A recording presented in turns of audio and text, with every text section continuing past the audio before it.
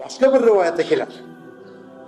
Imom Termiziy rivoyat qilgan hadisda keladiki, kim tahorat qilib bo'lib, tahorat qilib bo'lgandan keyin Subhanakallohumma bihamdika ashhadu an la ilaha illa anta astaghfiruka va atubu ilayka desa, mana o ikki farishta buni alohida varaqqa yozar ekan.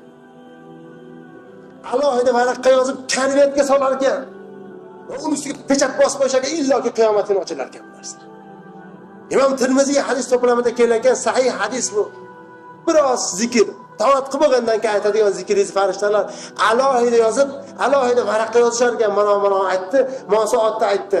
Shunday ulug' zikrni aytib, konvertga solib, ustiga muhr bosib qo'yishar ekan. Va bu muhrlangan narsani hech kim ocha olmas ekan, illoki qiyomat kuni ochilar ekan.